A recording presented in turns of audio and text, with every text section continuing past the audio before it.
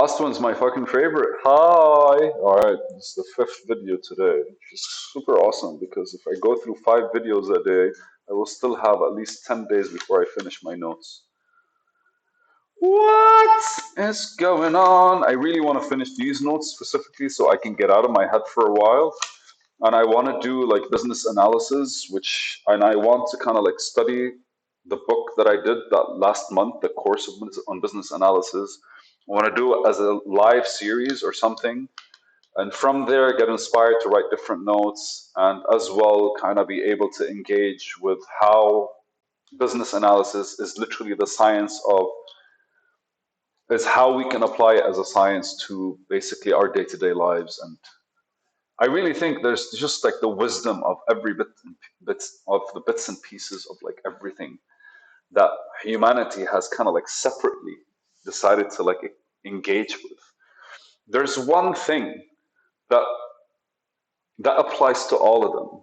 It's just like the philosophy behind like how we approach things, and the engineering parts of how we give and take with life. But on this note, thoughts compared to trees. Oh, amazing, man. Cotton tree bears no fruit, holds jungle and stops soil and roots. That's intense. Okay. No, the last voice note is still with my friend from Canada. And the voice note is the voices in when we are males, when we ask a question. So when you ask a question, look up right now. Ask a question. Who's responding? The voices when we ask a question are normally, and it's funny because like anytime you ask a question, you're not the one responding. And she said that because she was asking questions about like she was like really experimenting with her emotions, and she was asking a question. I think the question she was asking was like, "Why were you angry?" And then she heard the tone of the voice was different than normal. It's because for the first time she was able to kind of like articulate the question in a way, or she was in a situation where only one voice responded. And she said, what she said was the voices and of when we ask a question is one of our older times, a younger voice of ours. The one that are ours only answers the question. So the whole conversation between me and her is how our mind is flooded with all kinds of voices, all kinds of. That's the beauty of it, because like I think every feeling, and she opened it up for me. Like it's not me making that decision. Like right now, what I'm trying to do is completely engage with the thought that was provoked by that conversation I had with her. And I always ask questions to myself, and especially like anytime I feel like my mind is going on one of those rants. Uh, the reason I ask a question of myself is always because you kind of have to understand the end result of just would you just light a fire for the sake of lighting a fire? Probably. If you don't have enough wood, though, suddenly you're thinking twice, why would I light the fire? When the time becomes cold, I will need that wood and I will need that fire. So we have limited capacity throughout the day when it comes to energy. And sometimes, without noticing, we burn through it way too soon.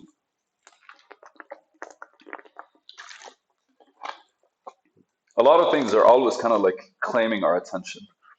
But the voices, the thoughts in our head, are normally impressed by our surroundings or by us. But most, when I say by us, it's like there's a response to our surrounding. That is basically what makes you say, do this, do that, do this, do that. And the way she portrayed it was that when she asked the question, she noticed that the voice that answered is not a mature voice. It's just like a childhood version of her that has kind of like went through this experience, and the memory of this experience that she's trying to get over in front of her basically was that voice. So as she kind of like exposed more questions, because like whatever she wanted to do wasn't really something that would have worked. Why? Because she's approaching it from like the standpoint of somebody that existed a long time ago. Her thoughts towards the environment didn't change. They were emotional. And the reason they were emotional is because it's still there. From a long time ago, that voice is still there. Anytime you're upset, I know for me, anytime my mom tells me not to do something, like instantly my head starts boiling with like a couple of thoughts. And these days I like enjoy them. I kind of go like, oh shit, okay. And like I'm still going through these things. And they would never fucking understand. They would never understand how they will probably do if their parents talk to them, but I don't think my mom or my dad even kind of like have that شو اسمه, that closeness with their thoughts the way I do, or at the very least the way I'm open to. It's like I can get to realize that when I'm getting angry at something, it's because at one point a long time ago that thing made me angry, or that thing screwed me over, or that thing didn't turn out to be well. And then I look at it, and now that she mentions it, I kind of like hear in my tone of voice how I respond is literally how I used to respond, which is literally the part of me that I'm still carrying with me instead of leaving it the way it is. Like we are an evolution in the making. As human beings, we are life. And life is all constantly changing and evolving. If we can't give to ourselves this the small piece of us that kind of like, if we can't set it free, how the hell do we expect ourselves to kind of engage with the different changes in our surroundings, to engage with the different bits and pieces that approach our day to day lives? And here, when your mind is flooded with all kinds of questions, all kinds of thoughts, the minute you ask a question, only our voices, ones that have been with us, our own voices as we evolved, as we changed, they're the only ones that would answer. So effectively, what happens is, and I wrote that down as a note, just like to make it clear, the ones that are ours only answer the questions. You see it here, huh? This part here. Popo. The ones that are ours only answer the question. So when your mind is kind of going la la la la la la la la la la la, and there's a lot of things happening. It's probably a small feeling of anxiety, or maybe just like a couple of things that you thought of doing, or maybe one thing that you're wary of, whatever it is. What happens is, from my perspective, your mind starts gathering as much input as it can in order to help you sort the issue, help you deal with the situation. And what effectively it does is, like, throughout your years, everything that is relevant to the situation, it just gathers them. And I think that's the true beauty of consciousness, the true beauty of consciousness. We're connected to consciousness. We're not consciousness. We are life. We are a representation of life. And what happens is that overwhelms you. But then ask a question. What would be the better solution? You don't fucking care. The you right now is asking to get an answer, to figure out an answer, to develop an answer, to develop a solution, whatever you want. And then, but whatever response to you is always your own voice.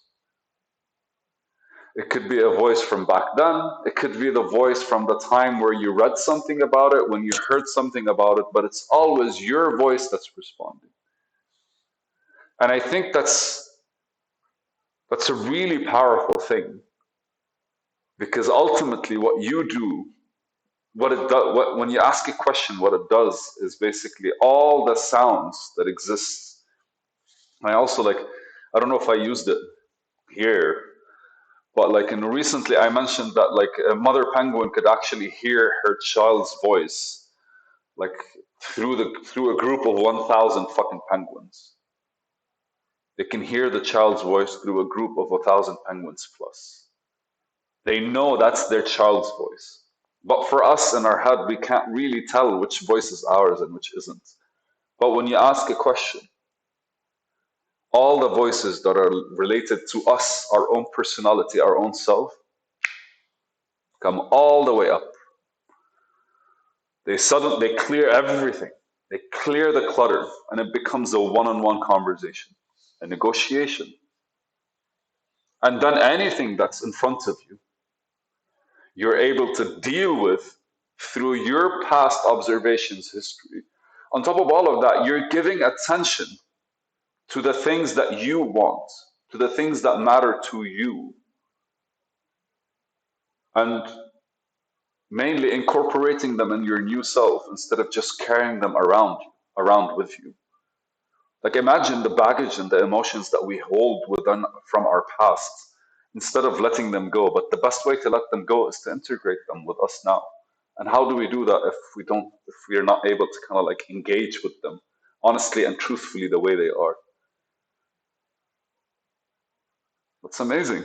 I really think that's like a profound thing that we stumbled upon, me and her. Not about conversation, man. Not about conversation. Yellow babies, bye.